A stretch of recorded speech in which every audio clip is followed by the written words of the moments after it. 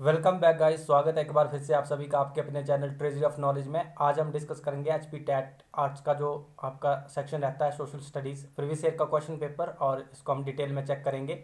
आज का हमारा पहला प्रश्न है, चौरी चौरा की घटना कब हुई थी? तो चौरी चौरा की घटना 1922 में हुई है।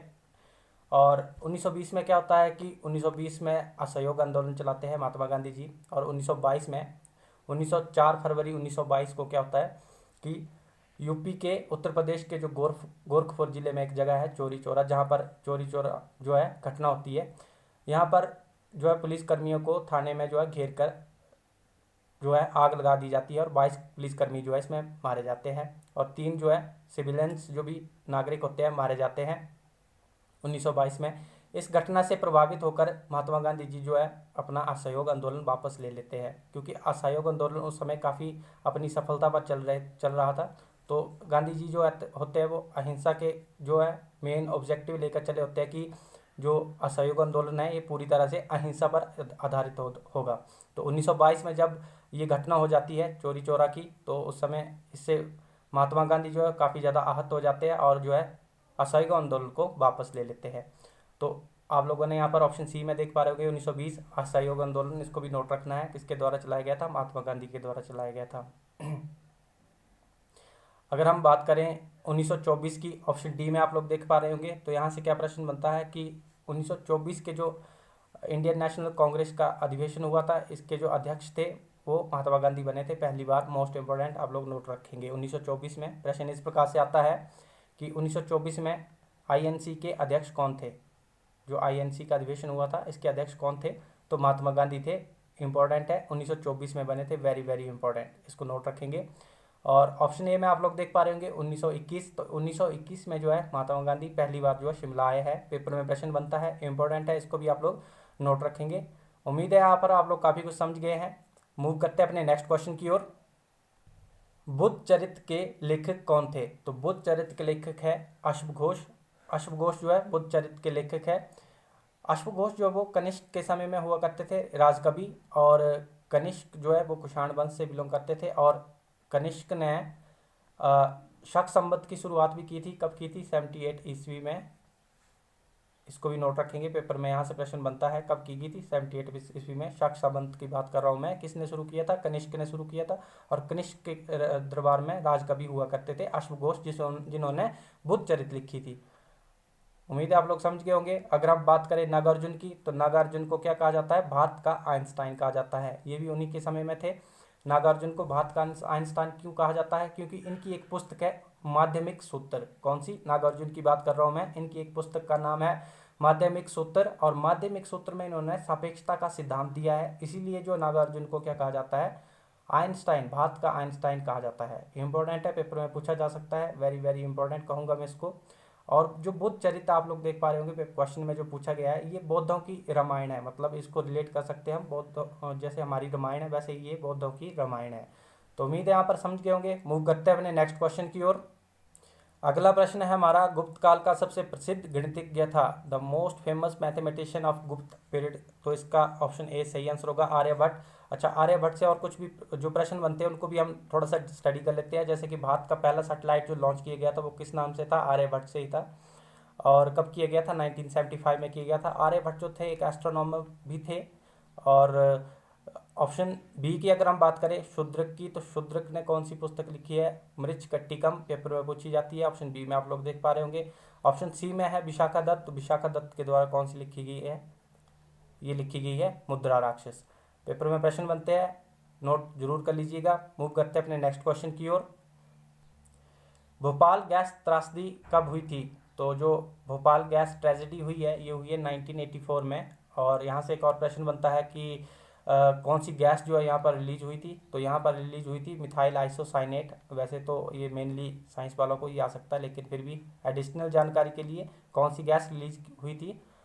Methyl isocyanate. अच्छा, भोपाल गैस त्रासदी में काफ़ी ज़्यादा लोग जो है 5 लाख से ज़्यादा लोग जो वो बहुत ज़्यादा मतलब बहुत से लोग जो मारे गए, और 5 लाख से ज़्यादा लोग जो प्रभावित हुए थे। काफ़ी बड़ी ट्रेजिडी थी ये इंडियन हिस्ट्री में, इसलिए पेपर में प्रश्न पूछा जाता है। तो कब हुई थी? 1984 में हुई थी। मूव करते हैं अपने नेक्स्ट क्वेश्चन की ओर। अगला प्रश्न है हमारा, भारत में हरित क्रांति के जनक कौन है? तो green revolution, father of green revolution कौन है? MS स्वामीनाथन है। ऑप्शन सी इसका सही आंसर होगा। और कृषि पर ज़्यादा बल दिया गया था ग्रीन रेवोल्यूशन। और अगर हम बात करें श्वेत क्रांति की, तो श्वेत क्रांति से भी प्रश्न आता है। व्हाइट रेवोल्यूशन जिसको कहते हैं, तो white father of white revolution आए। अगर यहाँ पर पूछा गया है हरित क्रांति के जनक, तो MS स्वामीनाथन। अगर पूछा जाता है कि श्वेत क्रांति के जनक, तो इसे कहा जाता है डॉक्टर वर्गीस कुरियन को कहा जाता है। 1970 के दशक में जो है दुग्ध उत्पादन में जो है ऑपरेशन फ्लड भी इसी से रिलेटेड है। पेपर में प्रश्न बनता है कि ऑपरेशन फ्लड किससे रिलेटेड है, तो श्वेत क्रांति से रिलेटेड था। और अगर हम बात करें ऑप्शन बी की, अमर्त्य सेन की, तो अमर्त्य सेन को 1998 में जो है नोबेल प्राइज़ मिला है अर्थशास्त्र के क्षेत्र में, इकोनॉमिक्स में। ये भी इंपॉर्टेंट है, पेपर में पूछा जाता है। ऑप्शन बी में आप लोग देख पा रहे होंगे कब मिला है, 1998 में। इंपॉर्टेंट है, पेपर में प्रश्न बनता है यहाँ से। अगर यहाँ से यही जो है मेजर क्वेश्चन बनते हैं। और ऑप्शन डी में आप लोग देख पा रहे होंगे लाल बहादुर शास्त्री। तो लाल बहादुर शास्त्री की अगर हम बात करें, तो ये 1964 से लेकर 1966 तक तो जो है भारत के प्रधानमंत्री रहे हैं। और इनके जो समाधि स्थल है, ये दूसरे PM थे। और आप लोग ध्यान रखेंगे, पहले थे आपके पंडित जवाहरलाल नेहरू और दूसरे थे आपके लाल बहादुर शास्त्री। कब से कब तक? 1964 से लेकर 1966 तक। अच्छा, 1966 से एक और आपके माइंड में स्पार्क कर रहा होगा, तो 1966 में क्या हुआ है? मोस्ट इंपोर्टेंट ताशकंद समझौता। पेपर में प्रश्न बनता है, ताशकंद समझौता हुआ है भारत और पाक के बीच में। और उज्बेकिस्तान में जो है ये जगह है वर्तमान में ताशकंद। और इसके बाद में जो है लाल बहादुर शास्त्री की जो है मृत्यु हो जाती है, अकस्मात मृत्यु। और इनके जो समाधि स्थल है, इसको क्या कहा जाता है? विजय घाट कहा जाता है। पेपर में यहाँ से प्रश्न बनता है कि लाल बहादुर शास्त्री के जो समाधि स्थल है उसको क्या कहा जाता है? विजय घाट कहा जाता है। अच्छा, और इंदिरा गांधी के समाधि स्थल को क्या कहा जाता है? शक्ति स्थल। पेपर में प्रश्न बनते हैं, वेरी वेरी इंपॉर्टेंट। स्टार लगा देता हूँ, आप लोग नोट करते रहिएगा। मूव करते हैं अपने नेक्स्ट क्वेश्चन की ओर। खजुराहो मंदिर का निर्माण किसने किया? तो खजुराहो मंदिर का निर्माण किसने किया है? चंदेलौन ने किया है। और खजुराहो मंदिर है कहाँ? मध्य प्रदेश में है, नोट रखेंगे। पेपर में यहाँ से प्रश्न बनते ही है, तो काफ़ी इंपॉर्टेंट है। और अगर हम बात करें अकबर की, ऑप्शन बी में आप लोग देख पा रहे होंगे, तो अकबर जो है इनका जो बर्थ होता है वो होता है आपका 1942, माफ़ी चाहूँगा 1542 में, 1542 में। और ये गद्दी पर बैठते हैं 1556 में। गद्दी पर कब बैठते हैं? 1556 में। और 1556 में ही क्या होता है? पानीपत की दूसरी लड़ाई होती है किस किस के बीच? अकबर की सेना और हेमू के बीच। और अकबर की सेना से जो है अकबर के और हेमू के बीच होती है मेजरली, लेकिन जो अकबर है अभी 13 वर्ष का ये होता है, तो मेजरली जो इसकी लड़ाई होती है हेमू की, इनके जो सेनापति होते हैं अकबर के, वैरम खां, और इसमें जो है हेमू हार जाता है। सेकंड वॉर ऑफ पानीपत की मैं बात कर रहा हूँ 1556 में। और अकबर का दूसरा नाम क्या था? जलालुद्दीन मोहम्मद जो है अकबर का दूसरा नाम था। मोस्ट इंपॉर्टेंट है, पेपर में पूछा जाता है कि जलाल किसका जो है बचपन का नाम था, तो किसका था? अकबर का था। तो अगर हम बात करें अशोक की, तो अशोक जो है वो गद्दी पर जो बैठता है 269 BC में बैठता है। अशोक की बात कर रहा हूँ, ऑप्शन सी में आप लोग देख पा रहे होंगे। 269 BC में जो है अशोक अपनी गद्दी पर बैठता है। और 261 BC में जो है कलिंग का युद्ध लड़ता है। और ये जो प्रश्न है पूछा जाता है। ऑप्शन डी की अगर हम बात करें, चोलों का अगर हम बात करें, तो चोलों की राजधानी पूछी जाती है, कहाँ थी? तंजावुर। और इसकी स्थापना की किस थी? चोल साम्राज्य की स्थापना किसने की है? विजयालय ने की है। इंपॉर्टेंट है, पेपर में पूछा जाता है, नोट रखेंगे। HP टेट में ये प्रश्न जो है बार बार आते हैं। उम्मीद है आप लोगों को काफ़ी कुछ जानकारी मिली होगी। मूव करते हैं अपने नेक्स्ट क्वेश्चन की ओर। भारत के लिए समुद्री रास्ते की खोज किसने की थी? तो भारत के लिए समुद्री रास्ते की खोज किसने की थी? पुर्तगालियों ने की थी, पोर्चुगीज ने की थी। अच्छा, कौन थे पुर्तगाली? जो वास्को डी गामा का नाम आप लोगों ने सुना होगा। वास्को डी गामा जो है भारत के लिए जो समुद्री रास्ते की खोज करते हैं, वास्को डी गामा, नोट कर लीजिएगा। पेपर में प्रश्न पूछा जाता है ऐसे कि भारत के लिए समुद्री रास्ते की खोज किसने की थी? तो किसने की थी? वास्को डी गामा, एक पोर्चुगीज था, ये पुर्तगाली था। और कब की थी? 1498 में की थी, 1498 में की थी। इंपॉर्टेंट है, ये डेट भी पेपर में पूछी जाती है। 1498 में जो है ये सन जो है पेपर में पूछा जाता है। 1498 में जो वास्को डी गामा जो है भारत की समुद्री रास्ते की खोज करता है, और ये पोर्चुगीज था। अच्छा, अगर आप लोगों को सीक्वेंस याद रखना है कि कौन कब आया, तो इसके लिए एक छोटी सी ट्रिक बता देता हूँ मैं। P, D, A और F, इस प्रकार से जो है सीक्वेंस रहा है। भारत में जो विदेशी आए हुए हैं, P से है आपके पोर्चुगीज, सबसे पहले आए आपके पुर्तगाली, D से है डच, दूसरे नंबर पे आया है डच, और A से है आपके अंग्रेज, तीसरे नंबर पे अंग्रेज आया है 1600 ईस्वी में, और F से है फ्रांसीसी। तो ये एक छोटी सी ट्रिक है, अगर आप लोगों को सीक्वेंसली याद रखनी है PDF से रख सकते हैं और बीच में A लगा दीजिएगा। बता दिए मैंने आप लोगों को, P से है पोर्चुगीज, D से डच, A से अंग्रेज और F से फ्रांसीसी। तो इस प्रकार से सीक्वेंस है। पेपर में प्रश्न बनता है कि लास्ट में कौन आए थे भारत में विदेशी, अंतिम में कौन आया है, फ्रेंच आया है, फ्रांसीसी आया है। ऐसा पूछा जाए कि पहले पे कौन आया है, तो पोर्चुगीज आया है, पुर्तगाली आया है। उम्मीद है आप लोग समझ गए होंगे यहाँ पर काफ़ी कुछ। मूव करते हैं अपने नेक्स्ट क्वेश्चन की ओर। विश्व की सबसे लंबी नदी कौन सी है? तो विश्व की सबसे लंबी नदी है नील नदी, और ये जो है अफ्रीका में बहती है। पेपर में प्रश्न बन सकता है कि विश्व की सबसे लंबी नदी जो है नील नदी कौन से कॉन्टिनेंट में, कौन से महाद्वीप में बहती है? तो अफ्रीका महाद्वीप में बहती है। सूडान, कोंगो, तंजानिया, ये जो देश है इनसे होकर बहती है नील नदी, सबसे लंबी नदी।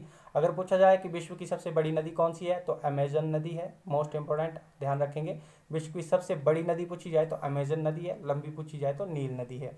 अगर हम बात करें वोल्गा नदी की, ऑप्शन सी में आप लोग देख पा रहे होंगे, वोल्गा नदी जो है ये रशिया में बहती है, रशिया की रिवर है। अगर हम बात करें ब्रह्मपुत्र नदी की, ब्रह्मपुत्र नदी को ऑप्शन डी में आप लोग देख पा रहे होंगे, ब्रह्मपुत्र नदी को जो है तिब्बत में सांगपो नाम से जाना जाता है। Most important, very very important कहूँगा मैं, स्टार लगा देता हूँ, पेपर में पूछा जाता है ये कि ब्रह्मपुत्र नदी को जो है तिब्बत में किस नाम से जाना जाता है? सांगपो नदी के नाम से जाना जाता है। अच्छा, ब्रह्मपुत्र नदी को जो है बांग्लादेश में किस नाम से जाना जाता है? जमुना के नाम से जाना जाता है। और गंगा नदी को बांग्लादेश में ऑप्शन ए में देख पा रहे होंगे किस नाम से जाना जाता है? पद्मा नाम से जाना जाता है, पद्मा नदी से जाना जाता है। और जो आपकी जमुना नदी और पद्मा नदी मिलती है तो ये दोनों जो क्या कहलाती है? मेघना नदी कहलाती है। बांग्लादेश की मैं बात कर रहा हूँ, पेपर में इंपॉर्टेंट क्वेश्चन बनता है। और बता दिया मैंने, एक बार फिर से रिपीट कर देता हूँ, ब्रह्मपुत्र नदी को बांग्लादेश में जमुना नदी कहा जाता है और गंगा नदी को क्या कहा जाता है? पद्मा नदी कहा जाता है। तो बांग्लादेश में जब ये दोनों नदियाँ मिल जाती है तो इन दोनों नदियों की जो धारा होती है इसको क्या कहा जाता है? मेघना कहा जाता है। इंपॉर्टेंट है, पेपर में यहाँ से प्रश्न बनता है। उम्मीद है आप लोग समझ गए होंगे। मूव करते हैं अपने नेक्स्ट क्वेश्चन की ओर। भारत की सबसे पुरानी पर्वत श्रृंखला कौन सी है? तो भारत की सबसे पुरानी पर्वत श्रृंखला है अरावली पर्वत श्रृंखला, और ये मेजरली कौन कौन से राज्य में है? राजस्थान, गुजरात और दिल्ली वाले जोन में जो है ये श्रृंखला है, मतलब पर्वत श्रृंखला अरावली। Most important. अच्छा, यहाँ से और क्या क्वेश्चन बनता है? यहाँ से प्रश्न बनता है कि अरावली श्रृंखला की जो है सबसे ऊंची चोटी कौन सी है? तो कौन सी है? गुरु शिखर। नोट कर लीजिएगा, Guru Shikhar, very very important. Paper में प्रश्न बनता है कि अरावली पर्वत श्रृंखला की सबसे ऊंची चोटी कौन सी है? गुरु शिखर है। और बता दिया मैंने, राजस्थान, गुजरात, हरियाणा और दिल्ली के क्षेत्र में ये जो मेजरली पर्वत श्रृंखला पाई जाती है।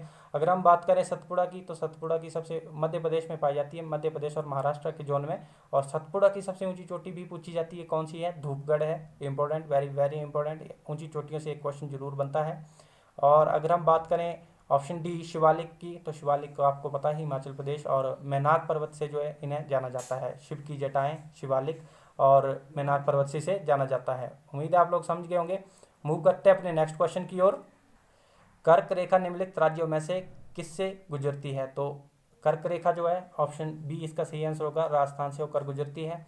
अच्छा, कर्क रेखा को याद करने की ट्रिक भी मैं यहाँ पर बता देता हूँ। राम, मित्र और गुप्त और झाछ यहाँ पर लिख देता हूँ मैं ऊपर, आप लोग ठीक से लिख लीजिएगा कॉपी पर। अच्छा, ये जो है इसकी ट्रिक है, राम, मित्र, गुप्त, झाछ। और र से है राजस्थान, म से आपका आ गया आपका मध्य प्रदेश, और मी से आ गया मिजोरम, और त्रि से आ गया त्रिपुरा, गु से गुजरात, प से पश्चिम बंगाल, और झारखंड, झा से और छ से छत्तीसगढ़। इन राज्यों से होकर जो है कर्क रेखा गुजरती है। उम्मीद है आप लोगों ने नोट कर ली होगी, इंपॉर्टेंट है, पेपर में काफ़ी हेल्प मिलेगी इस ट्रिक से। मूव करते हैं अपने नेक्स्ट क्वेश्चन की ओर। किलिमंजारो पर्वत किस देश में है? तो किलिमंजारो पर्वत जो है वो तंजानिया में है। और यहाँ से और क्या प्रश्न बन सकता है कि हाल ही में जो है एक हिमाचली लड़की यहाँ पर चढ़ के आई है इस पर्वत पर, किलिमंजारो पर, और जिसका नाम है अंजलि शर्मा। और कहाँ से? ये धर्मशाला से बिलोंग करती है। और ये जो है एक गद्दी पहनावा पहनकर जो है किलिमंजारो पर्वत जो है इसने सबमिट किया है। और अगर हम बात करें नेपाल की, तो नेपाल में भी एक जो हमारे हिमाचल की ही लड़की जो है वो रेस्क्यू किया गया, समिट जो है कंप्लीट करके आई है नेपाल में ही। नेपाल के कौन से माउंट पर? माउंट अन्नापूर्णा पर। नेपाल के माउंट अन्नापूर्णा पर। बलजीत कौर का आपने नाम सुना होगा, काफ़ी न्यूज़ में भी थी। और बलजीत कौर कहाँ से बिलोंग करती है? सोलन से है।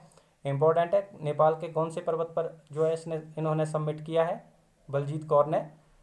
माउंट अन्नपूर्णा पर। और तंजानिया के एक जो किलिमंजारो, इस पर किसने किया है? अंजलि शर्मा ने किया है। तो पेपर में जो है करंट से क्वेश्चन आ सकता है। और बलजीत कौर का नाम आप लोग जरूर नोट रखिएगा, पेपर में क्वेश्चन बनता है, क्योंकि ये काफ़ी टफ सिचुएशन में फंस गई थी और रेस्क्यू किया गया था इन्हें माउंट अन्नपूर्णा से, नेपाल से। और माउंट एवरेस्ट भी कहाँ है? नेपाल में ही है, ये तो आप लोगों को पता ही है। मूव करते हैं अपने नेक्स्ट क्वेश्चन की ओर। उम्मीद है आप लोग यहाँ पर काफ़ी कुछ समझ गए होंगे। WHO का मुख्यालय कहाँ है? तो WHO का मुख्यालय है जिनेवा, स्विट्जरलैंड में। अगर बात करें WTO की भी, वर्ल्ड ट्रेड ऑर्गेनाइजेशन की, तो इसका भी मुख्यालय कहाँ है? जिनेवा में है। वर्ल्ड हेल्थ ऑर्गेनाइजेशन का मुख्यालय कहाँ है? जिनेवा में है। Very important. अच्छा, WHO की स्थापना कब हुई थी? 1948 में हुई थी। पेपर में क्वेश्चन बनता है 1948 में। वर्तमान में जो WHO के अध्यक्ष है वो कौन है? Doctor Tedros. कौन है? डॉक्टर टेड्रोस जो है वर्तमान में WHO के अध्यक्ष है। पेपर में पूछा जा सकता है, इंपॉर्टेंट है। न्यूयॉर्क की बात करें तो न्यूयॉर्क में क्या है? न्यूयॉर्क में है आपका UNO का हेडक्वार्टर। यूनाइटेड नेशन ऑर्गेनाइजेशन का जो हेडक्वार्टर कहाँ है? UNO न्यूयॉर्क में है। और 24 अक्टूबर 1945 को जो है UNO की स्थापना होती है। पेपर में क्वेश्चन बनता है। तो ये आज का हमारा आखिरी क्वेश्चन था, बाकी के हम नेक्स्ट वीडियो में डिस्कस करेंगे। अगर आप लोगों को वीडियो अच्छी लगी है तो वीडियो को लाइक जरूर कर दीजिएगा, साथ ही चैनल को शेयर और सब्सक्राइब जरूर कर दीजिएगा। Thank you so much.